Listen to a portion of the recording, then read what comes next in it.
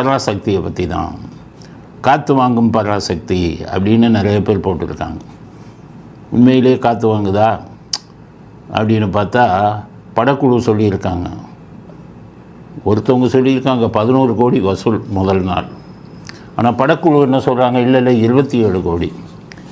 அதுதான் ரெஜெண்ட் ஆரம்பித்தது எதுக்குன்னு கேட்டிங்கன்னா, அந்த பிளாக்கை ஒயிட் ஆக்குறது, கருப்பு பணத்தை வெள்ளை பணமாக்குறது, இந்த மாதிரி ஒன்றுக்குமே லாய்க்கு இல்லாத படத்தை எடுக்கிறது.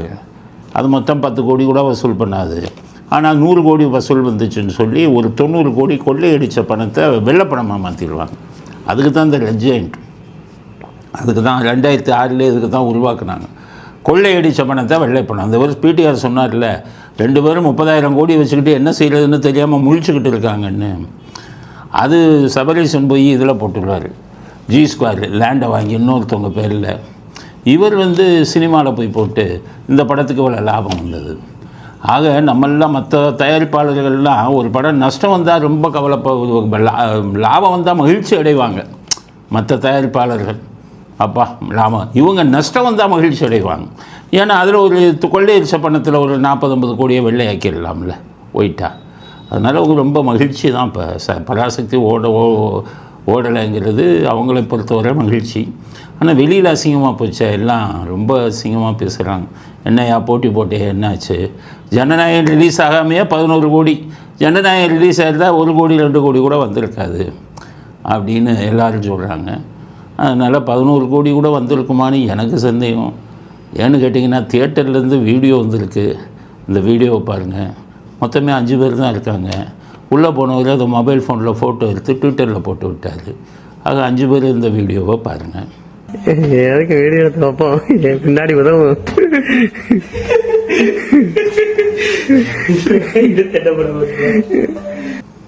அதில் வேடிக்கை என்ன தெரியுமா, இந்த 5 பேர் போகிறாங்களே, இவங்களும் இந்த விஜய் கட்சி ஆளுங்க தான் போகிறாங்க. டிவிக்கு அவங்க தான் போகிறாங்க. அவங்க போகிறாங்கன்னு எப்படி சொல்கிறீங்கன்னு கேட்பீங்கல்ல. உள்ளே போகிறவங்கெல்லாம் திமுக தீய சக்தின்னு தியேட்டருக்குள்ளே கோஷம் போடுறாங்க. அப்போ இந்த வீடியோவை பாருங்கள்.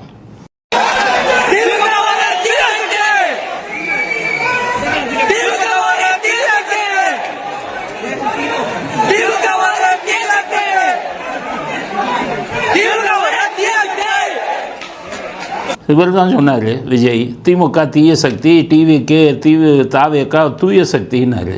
உள்ளே போய் திமுக தீய சக்தின்னு கோஷம் போடுறாங்கன்னா உள்ளே போனது யார்? விஜய் ஆளுங்க தான். நிலைமை எப்படி இருக்குன்னு பார்க்க. அதனால தான் இந்த 10-11 கோடி கூட வசூல் வந்திருக்கு. இவ்வளோ கேவலமாக போச்சு, காற்று வாங்குது. ஆனால் வெளியில் எல்லாட்டையும் ரொம்ப பெருமையாக சொல்லிக்கிறாங்க. சரி, இதுதான் நிலைமை அப்படின்னு பார்த்தீங்கன்னா, வெளிநாட்டு ரைட்டை 30 கோடிக்கு விற்றுருக்காங்க வெளிநாட்டில். அது வெளிநாட்டில் 3 கோடியாச்சும் கலெக்ஷன் ஆகுமான்னு தெரியல. வெளிநாட்டிலேருந்து வந்திருக்கிற வீடியோவை பாருங்கள். 2 வீடியோ வந்திருக்கு. ஒரு அம்மா குழந்தையோடு உள்ளே போனால் பயந்து போச்சேன்னு அது மட்டும்தான் இருக்குது. இந்த வீடியோவை பாருங்கள். வெளிநாட்டில்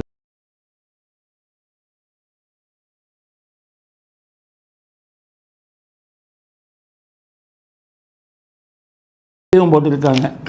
வெளிநாட்டில் கூட்டமே இல்லை, காலி தியேட்டர் போட்டிருக்காங்க.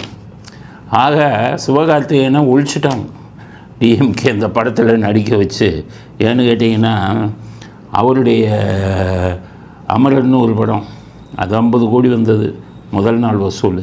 இன்னொன்று மதராசின்னு வந்தது தோல்வி படம், அதை விட கம்மியாக வசூல் பண்ணி பராசக்தி படம் அதை விட தோல்வி படம் அப்படின்னு நிரூபிச்சிருச்சு.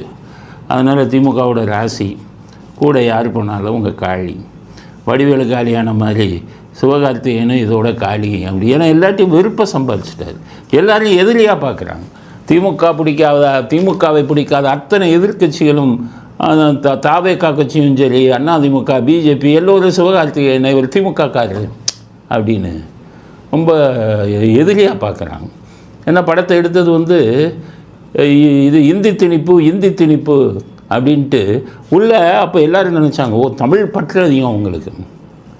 உள்ளே எல்லாம் என்ன பண்ணிட்டாங்க, தமிழ் பற்று அதிகம்னா தெலுங்கு வாழ்கன்னு படத்தில் கோஷம். இதை பார்த்தோன்னே எல்லாருக்கும் குழப்பமாயிடுச்சு. தமிழ் வாழ்கன்னு இல்லை சொல்லணும், தெலுங்கு வாழ்கன்னு ஏன் சொல்கிறாங்க? இந்தியை எதிர்த்தாங்கன்னா தமிழுக்கு ஆதரவாக தானே வரணும், ஏன் இப்படி சொல்கிறாங்க அப்படின்னு கேட்டிங்கன்னா, அது அப்படியே கணக்கு கூட்டி கழித்து போனீங்கன்னா அது ஓங்கோல் வர போய் நிற்கும். அந்த பாசத்தில் தான் தெலுங்கு வாழ்கன்னு சொல்லிக்கிறாங்க அப்படின்னு சொல்லி ஒரு சில பேர் சொல்கிறாங்க. ஒரு வயசானவர் ரொம்ப அவர் என்கிட்ட பேசினார், ஐயா பார்த்தேன்னு. உங்களுக்கு வயசு என்ன? எனக்கு 80 வயசுன்னாரு. ஓ, எப்படி இருக்குதுன்னு கேட்டிங்கன்னா, சார் இந்தி திணிப்புன்னு சொன்னாங்க. நான் உள்ளே போய் பார்த்தா கருணாநிதி திணிப்பு தான் பண்ணியிருக்காங்க. கருணாநிதி திணிப்பா? என்ன புது கதை சொல்கிறீங்களே என்னன்னு கேட்டால், நீங்கள் அண்ணா காலத்துலேருந்தே எனக்கு தெரியும் சார். அண்ணா ராபின்சன் பூங்காவில் திமுகன்னு ஆரம்பிக்கும் போது பக்கத்தில் இருந்தது நெடுஞ்செழியன். கருணாநிதி அந்த கூட்டத்திலேயே இல்லை, ராபின்சன் பூங்காவிலே அவர் இல்லை திமுக ஆரம்பிக்கும் போது. அதனால் அதுக்கப்புறம் அவருக்கு நெடுஞ்செழியனை ரொம்ப பிடிக்கும். அதனால் ஒவ்வொரு கூட்டத்திலையும் பார்த்தீங்கன்னா நெடுஞ்செழியனை தான் பக்கத்தில் உட்கார்ப்பார். 67 ஆட்சிக்கு வந்து சட்டசபைக்கு போகும்போது கூட 2ஆம் இடம் நெடுஞ்செழியனுக்கு தான் கொடுத்தாரு.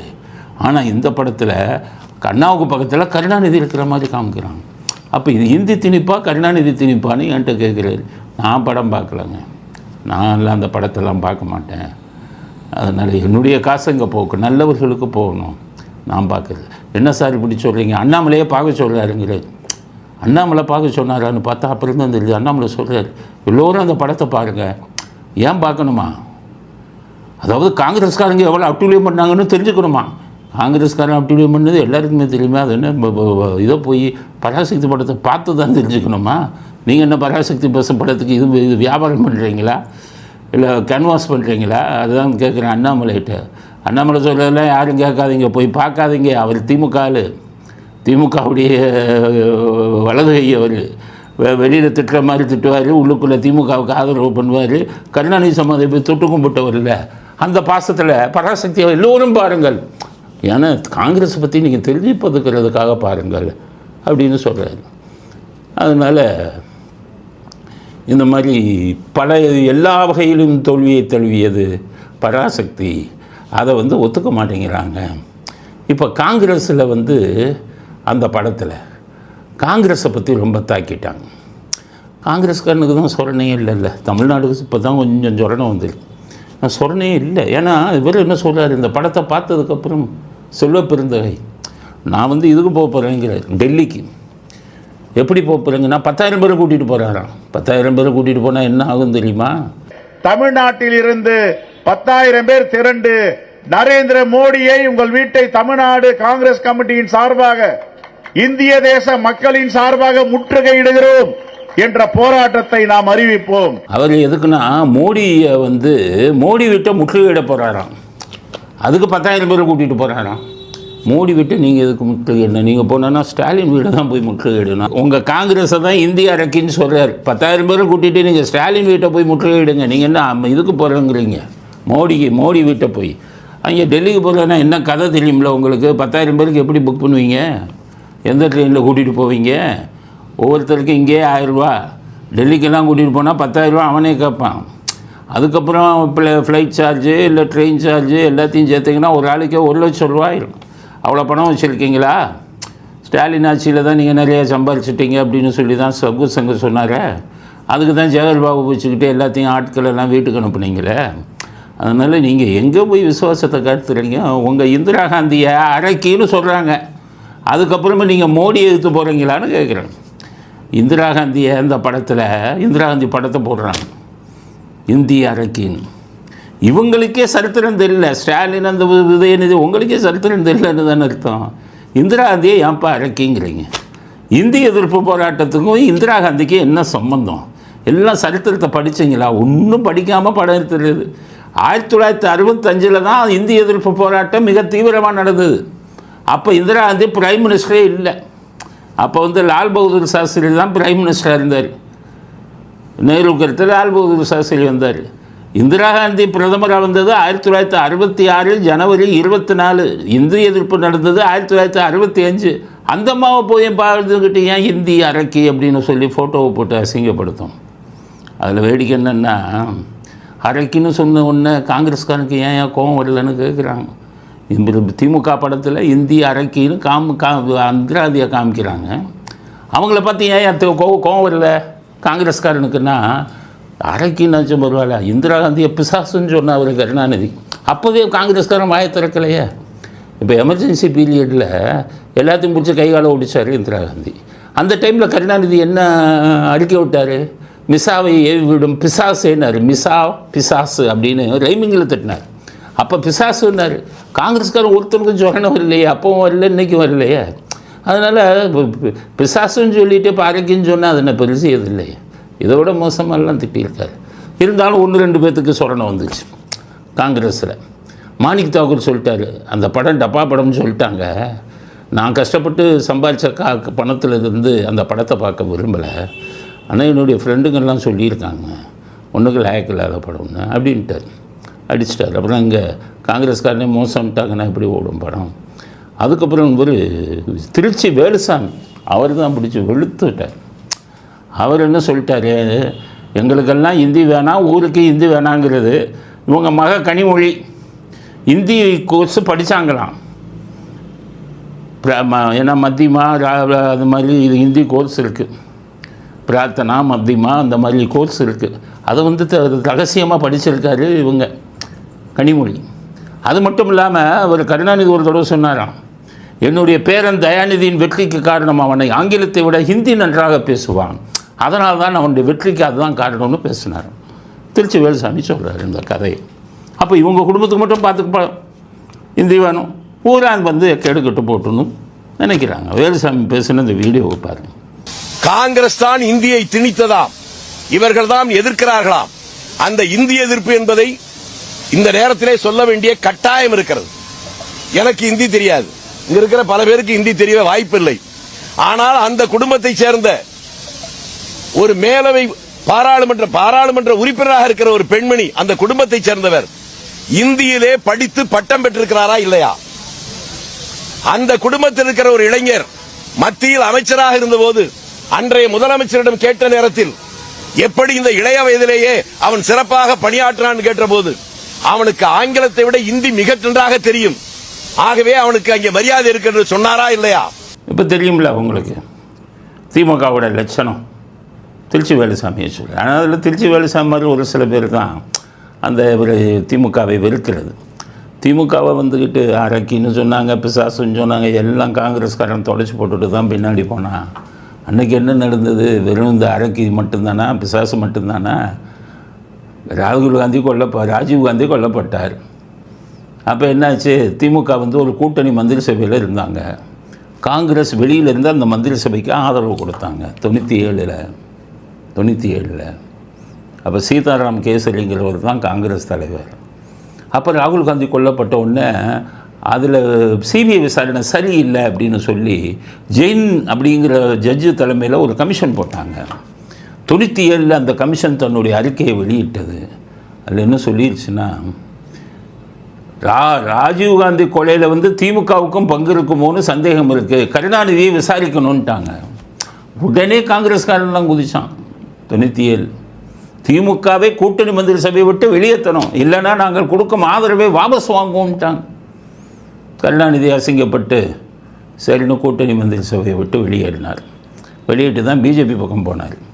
அப்போ திமுகவை வெளியேற்றணும்னு சொன்ன அதே காங்கிரஸ், அதே சோனியா காந்தி 2004 கருணாநிதியிட்ட போய் கைகூப்பி நின்று நீங்களும் நானும் கூட்டணி மந்திரி சபை போன அதே திமுகவை, எந்த ஜெயின் கமிஷன் ராஜீவ்காந்தி கொலைக்கு திமுகவும் காரணம்னு சொன்னதோ, எந்த ஜெயின் கமிஷன் வந்துக்கிட்டு கருணாநிதியை விசாரியுங்கள், அவருக்கு பல ரகசியங்கள் தெரியும்னு சொன்னதோ, அந்த இந்த சோனியா காந்தி, இதுக்கெல்லாம் திமுகவை எதிர்த்த சோனியா காந்தி 2004 ஆதரவு கரம் நீட்டி கையில் உள்ளே போட்டு கூட்டணி மந்திரி சபை வச்சாங்க.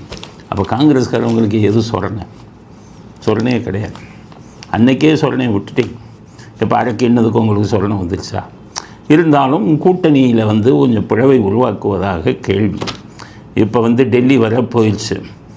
அவங்க இப்போ என்ன சொல்லிட்டாங்க, திமுகட்ட கிளீனாக சொல்லிட்டாங்க, 55 சீட்டு 3 மந்திரி கொடுத்தா தான் உங்கள் கூட கூட்டணி, இல்லைன்னா நாங்கள் விஜய் பக்கம் போகிறோம்னு முடிவு எடுத்துட்டாங்க காங்கிரஸ். அதனால் ஸ்டாலின் என்ன செய்கிறதுன்னு முடிச்சுக்கிட்டு இருக்கார். ஏன்னா அவர் பக்கம் கூட்டணி சேரவே ஆள் இல்லை, இருக்கிறதும் பிச்சுக்கிட்டு போகுது. விடுதலை சிறுத்தைகளுக்கு சீட்டு கொடுத்து பிரயோஜனம் இல்லை. அங்கே இருக்கிற 18 வயசுலேருந்து அந்த இளம் பசங்கள்லாம் விஜய் பக்கம் போயிட்டாங்க. ஜாதி இதெல்லாம் தூக்கி போட்டாங்க. அதனால் அவரும் கதிகலங்கி இருக்கிறார் உங்களுக்கு திருமாவளவன். அதனால் காங்கிரஸ் திமுகவை விட்டு வெளியில் போவது உறுதியாகிவிட்டது. திமுக தலைவர்கள் எல்லாம், இது காங்கிரஸ் தலைவர்களுக்கெல்லாம் சொரணம் வந்துருச்சு. அதனால் கூடிய சீக்கிரம் கூட்டணியில் மிகப்பெரிய மாற்றம் உண்டாகும் அப்படிங்கிறது நமக்கு கிடைத்த செய்தி. ஆக பராசக்தி சிவகார்த்திகேயனை மட்டும் காலி பண்ணலை, காங்கிரஸையும் கூட்டணியை விட்டு காலி பண்ணது. பராசக்தி பல மாறுதல்களை அரசியலில், தமிழ்நாடு அரசியலில் வருவதற்கு காரணமாக இருந்த படம்.